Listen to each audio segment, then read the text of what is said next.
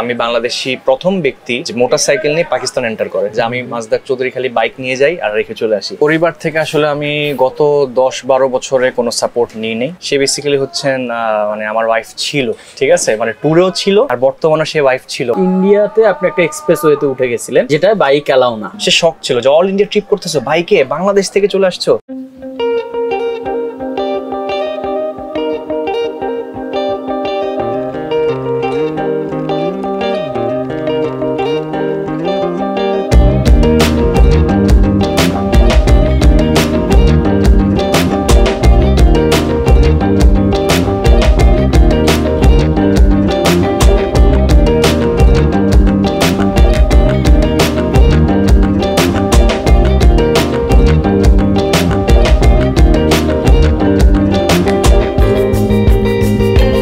News ফ্ল্যাশের বাইকারদের আড্ডায় আপনাদের স্বাগত জানাচ্ছি। আমি আব্দুল হাসিব। আজকে আমাদের সাথে অতিথি হিসেবে আছেন মাজদাক চৌধুরী। আপনি কেমন আছেন? আলহামদুলিল্লাহ ভালো আছি। আপনার কি অবস্থা, কেমন যাচ্ছে? চলতেছে আলহামদুলিল্লাহ। শুরুতেই জানতে চাচ্ছি, আপনি কোন বাইকটা দিয়ে যাত্রা শুরু করেছেন? সেটা কি আপনি নিজের টাকায় কেনা ছিল? না, আমার নিজের টাকায় কেনা ছিল না, সেটা ফ্যামিলি থেকে দেওয়া হয়েছিল ব্যাক ইন 2013। পরে দেখা যাচ্ছে বেশি দিন সেটা চালানো হয়নি, ছোটখাটো একটা অ্যাক্সিডেন্টও হয়, এরপর খুব একটা কন্টিনিউ করা হয় না। তারপরে নিজের টাকায় আবার বাইক কিনি 2015-তে। অ্যাক্সিডেন্টটা আসলে বাইকে হয়নি, আমার হয়েছিল গাড়িতে। আমি ওই সময় অ্যাকচুয়ালি কারের সাথে কানেক্টেড বেশি ছিলাম, কার কমিউনিটির সাথে কানেক্টেড বেশি ছিলাম। ইভেন আমার এখানে নাকে একটা দাগ দেখা যাচ্ছে হয়তো, এটা কিন্তু কার অ্যাক্সিডেন্ট থেকে। আমি 165 একটা অ্যাক্সিডেন্ট করি, তখন হচ্ছে বেসিক্যালি ঢাকা চিটাগং এর হাইওয়ে 4 লেন কমপ্লিট হয়নি, কাজ চলতেছিল কিছু কিছু জায়গায়।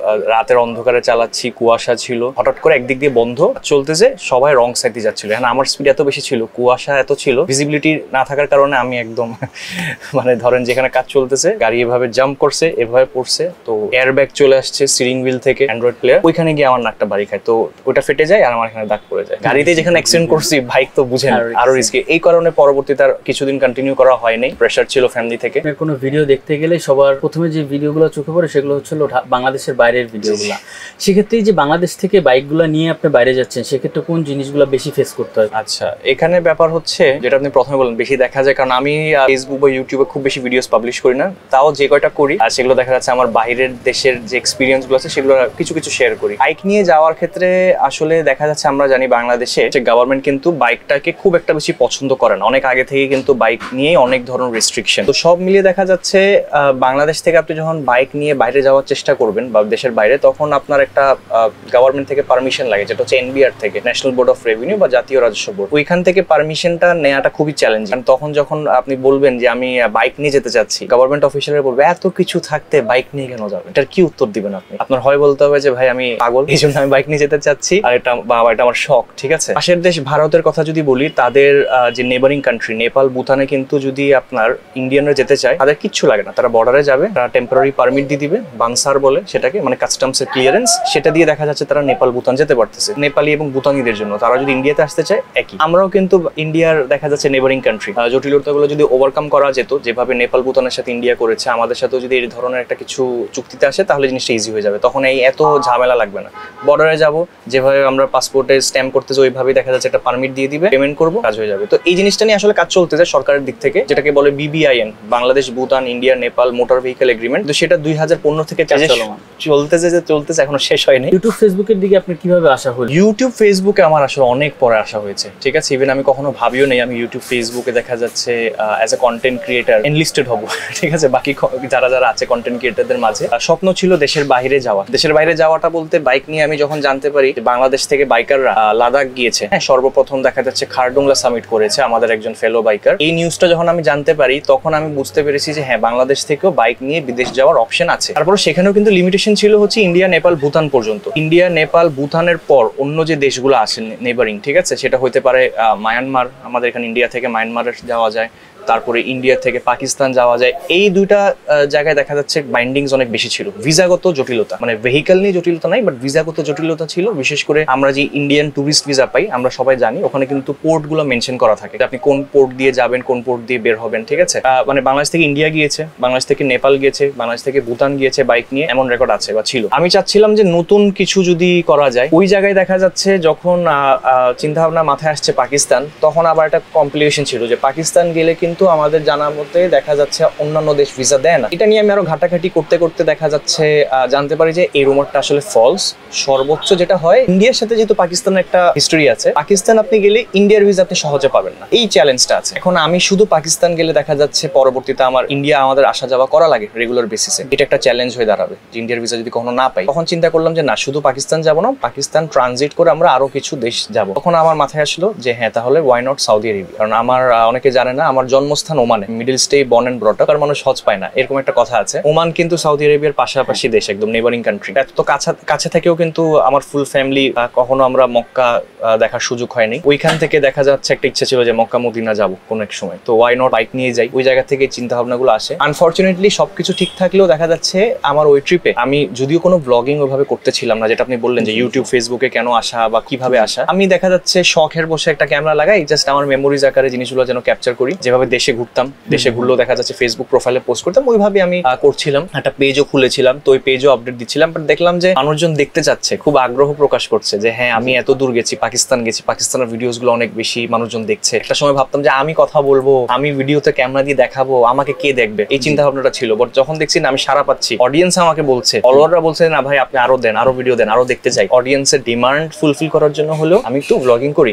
আমি বাংলাদেশি প্রথম ব্যক্তি যে মোটরসাইকেল নিয়ে পাকিস্তান এন্টার করে। দেখা যাচ্ছে বাংলাদেশের মোটরসাইক্লিং জগতের জন্য একটা অ্যাচিভমেন্ট। অবশ্যই বাইক নিয়ে, নিজ যানবাহন নিয়ে পাকিস্তান গেছে। ইভেন পাকিস্তান এমবেসিতেও ওদের কাছে কোনো রেকর্ড ছিল না যে কেউ এসে বলবে যে আমরা ইন্ডিয়া হয়ে পাকিস্তান যাবো। ওই সুবাদে দেখা যাচ্ছে পাকিস্তান এমবেসির সাথে আমার খুব ভালো সম্পর্ক হয়ে উঠে। তারা বলছে তুমি যেতে পারবা, কেউ তো এতদিনে যায়নি, আমরা তো জানি না, এভাবে তো কাউকে ভিসাই দিনি আমরা, কেউ এসে বলে নেই যে তোমরা ওয়াগা বর্ডার দিয়ে ক্রস করবে। তো ওই প্ল্যানটা নিয়ে আগাই। তারপর হচ্ছে ইউএই পর্যন্ত আমার বাইক নিয়ে পৌঁছানো হয়, এবং ওই সময় দেখা যাচ্ছে ইউএই তেও বাংলাদেশি রেজিস্টার্ড নাম্বার প্লেট, হ্যাঁ, চট্টমেট্রো ল, বাংলাদেশি একটা যানবাহন। ইউএই তো প্রথমবারের মতো মানে মিডল ইস্টের রাস্তায়, আমরা তো জানি ইউএই রাস্তাঘাট আর ডেভেলপমেন্ট হচ্ছে মানে অসাধারণ এক কথায়। বাংলাদেশি কোনো যানবাহন প্রথমবারের মতো করে ইউএইতে আসছে, এটাও আমার কাছে একটা বিশাল অ্যাচিভমেন্ট ছিল।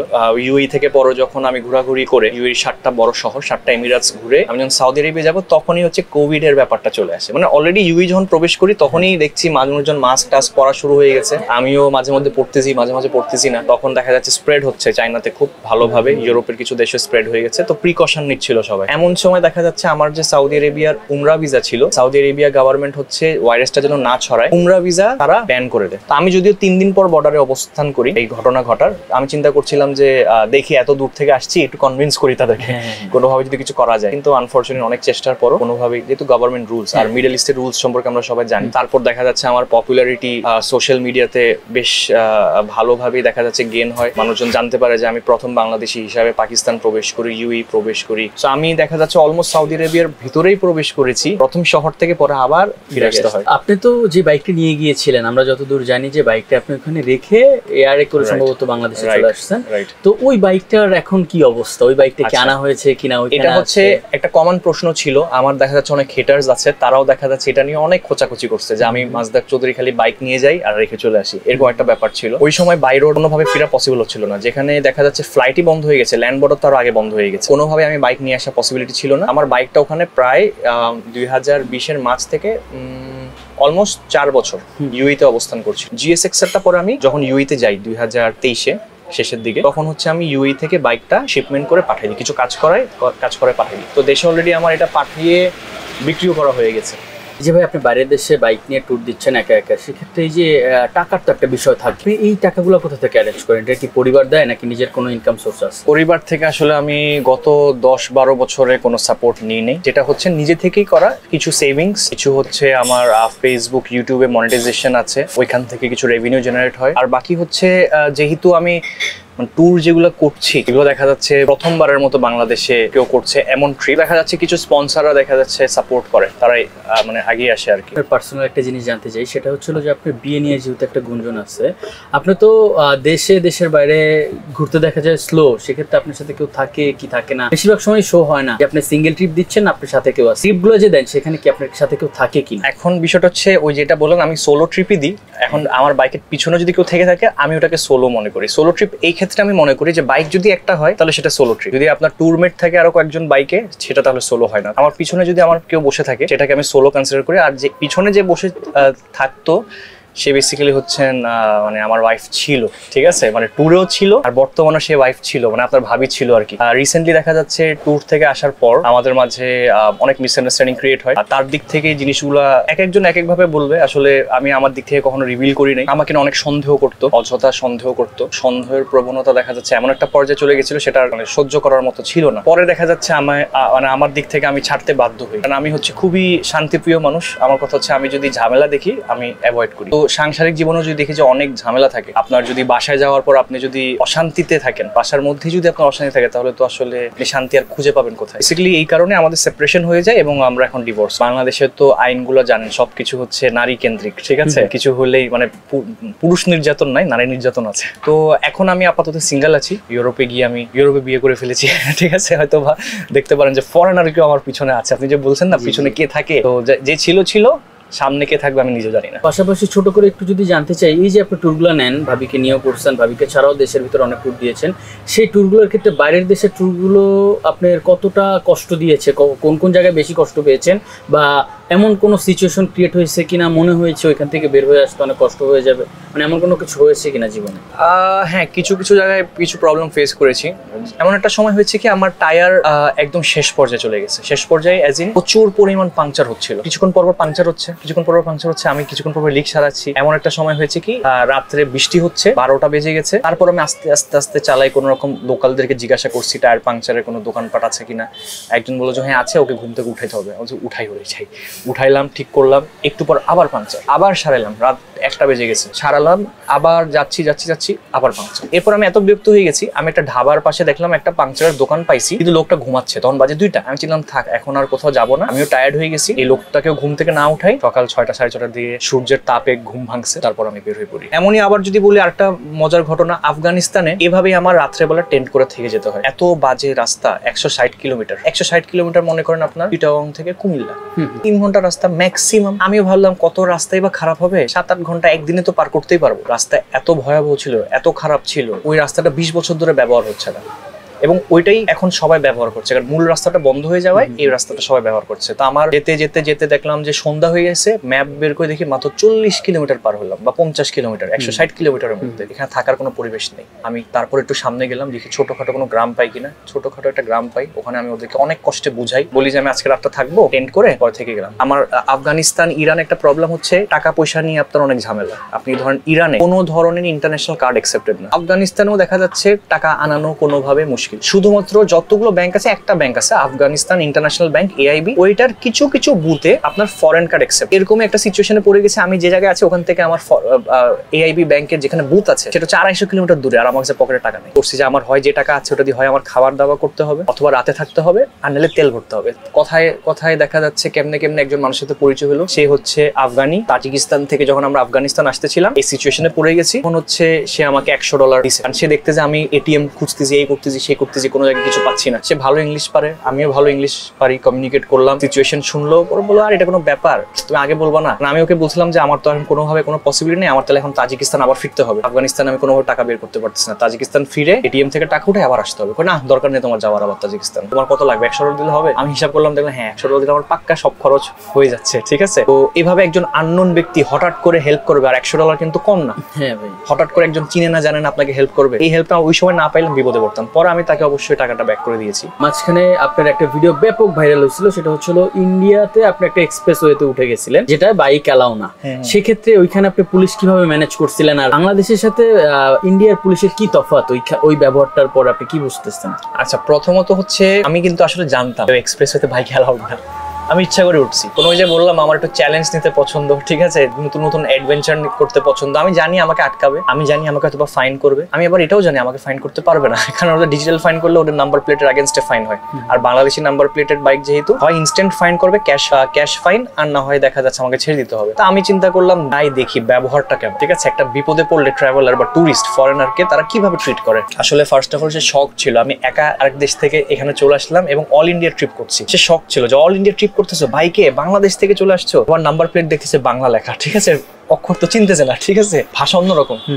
সবকিছু মিলাই পরে দেখা যাচ্ছে তার আপ্যায়ন বা ব্যবহার আমার মানে খুব পছন্দ হয়েছে। ইউজুয়ালি দেখা যাচ্ছে এক্সপ্রেসওয়ে ইউজ করতে দেওয়ার কথা ছিল না তার, সে আমাকে ফিরিয়ে দিতে চাইছে, বাট পরবর্তীতে সেই বললো এখন তোমার সাথে আর কি করবো, আচ্ছা তুমি যাও এদিক দিয়ে যাও, বাম পাশের লেন ইউজ করে যাও। আমাকে এই জিনিসটা করছে। ওইখানেও বাইক যেহেতু অ্যালাউড না আমি জানি, আমি ভাবলাম যে না একটু উঠি দেখি পাকিস্তানিদের ব্যবহার কেমন, যেহেতু তাদের সাথে আমাদের একটা হিস্ট্রি আছে, দেখি তারা কেমন ট্রিট করে। তাদের যে জিনিসটা দেখলাম, তারা আসলে তাদের পাকিস্তানিদের ব্যবহারটা বাই ডিফল্টই ভালো। এমন ভালো, ওরা কিন্তু প্রথমে বুঝে নেই যে আমি বাংলাদেশি, আমাকে কিন্তু পাকিস্তানি হিসাবে ট্রিট করছে, সুন্দর করে সালাম দিয়ে উত্তর দিল, কেমন আছো, ভালো আছো, এখানে কেমনে কি, এখানে তো অ্যালাউড না। যদি ইন্ডিয়াতে আমি ইন্ডিয়ান হয়ে এই কাজটা করতাম, আমার কিন্তু ছাড় হতো না, ঠিক আছে, কোনোভাবে আমাকে ছাড়তো না। পাকিস্তান দেখা যাচ্ছে যখন দেখলো যে ফরেনার, তখন জিনিসটা আরো সফট হয়ে গেছে। আর অ্যাজ আ বাংলাদেশি তো পাকিস্তানিদের কাছে জিনিসটা আরো বেশি আকর্ষণীয়, কারণ বাংলাদেশের সাথে পাকিস্তানের যেহেতু একটা হিস্ট্রি আছে, যখন জানতে পারলো পাকিস্তানে আসছি বাংলাদেশ থেকে, তখন তারা আরো সফট কর্নার দেখাইছে। ছোট করে একটু বলবেন যে নেক্সট কোথায় ট্যুর দিচ্ছেন, কোন কোন দেশে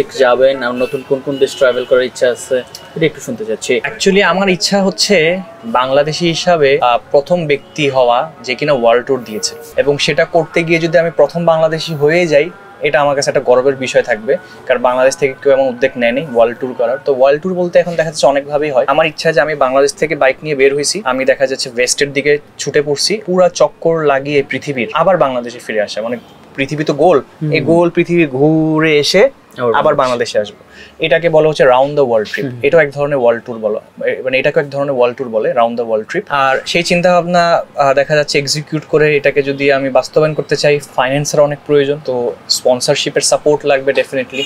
এরকম একটা উদ্যোগ যেহেতু নিচ্ছি, তো লেটস সি স্পন্সর কারা কারা আমার জন্য আগায় আসে, কাদেরকে আমি পাই সাথে আমার পার্টনার হিসাবে, বাকিটা আল্লাহ ভরসা। লাস্ট যে ট্রিপটা আপনি গিয়েছিলেন, এটা কত কিলোমিটার হবে অ্যারাউন্ড সবকিছু মিলায়? এটা সবকিছু মিলায় 26,000 কিলোমিটার। 26,000 কিলোমিটারের মাঝে দেখা যাচ্ছে আমার যে কটা দেশ পাড়ি দিতে হয়েছে, সেটা হচ্ছে বাংলাদেশ থেকে ইন্ডিয়া, ইন্ডিয়া থেকে পাকিস্তান, পাকিস্তান থেকে আফগানিস্তান, আফগানিস্তান থেকে তাজিকিস্তান, উজবেকিস্তান, উজবেকিস্তান থেকে আবারও তাজিকিস্তান, এরপর আবার আফগানিস্তান। দুইটা দেশ রিপিট হয়েছে, দুইটা বর্ডার রিপিট হয়েছে। আফগানিস্তান থেকে ইরান, ইরান থেকে তারপর ইউএই থেকে ওমান, ওমান থেকে আবার ইউএই থেকে এরপর সৌদি আরেবিয়া, তারপর সবার শেষে আমি বাহরাইন পর্যন্ত যেতে পারি। মানে এই ভিসা জটিলতা থাকা সত্ত্বেও এতগুলো সব মিলে 10টা দেশ কমপ্লিট করি। আপনার দর্শকদের উদ্দেশ্যে কি বলতে চাচ্ছেন? আমার ভিউয়ার্সরা আসলে খুবই লয়াল, ঠিক আছে, লয়াল এই কারণে যে আমাকে অনেকে লেখে মাঝে মাঝে কমেন্টে, ভাই আমি কিন্তু আপনার পেজ আনফলো করে দিলাম, আনসাবস্ক্রাইব করে দিলাম, আপনি গত 2-3 মাসে ভিডিও দেন নাই। আমার এটা দেখে মানে যেমন কষ্ট লাগে আবার মজাও লাগে, যে ইস কি লয়াল আমার ফ্যান ফলোয়ার গুলা, দেখা যাচ্ছে শুধু আমার ভিডিও দেখার জন্যই তারা পেজ ফলো করে, ঠিক আছে। এই ভালোবাসা যদি না থাকতো তাহলে আমার আরো কিছু করার ইচ্ছাটা জাগতো না। মানে ভালোবাসা যেটা পাচ্ছি, এটা আমি তাদেরকে চেষ্টা করছি আবার ফিরিয়ে দেওয়ার, যেভাবে যতটুকু পারি, আর কন্টিনিউ করার চেষ্টা করবো জিনিসটা। আর বাকি যেটা হচ্ছে আমাকে সাপোর্ট করুক যেন আমি আরো দূর যাইতে পারি, এতটুকুই বলার। আর কি বলবো, I love all my fans, followers and audience, I love them. Basically তাদের কারণে আমার এত দূর আসা, সো আরো দূর যেন তারা আমাকে নিয়ে যেতে পারে। তো দর্শক, আজকে এই পর্যন্তই। পরবর্তী এপিসোড নিয়ে আসার আগ পর্যন্ত সবাই ভালো থাকবেন, সুস্থ থাকবেন। সালামু আলাইকুম।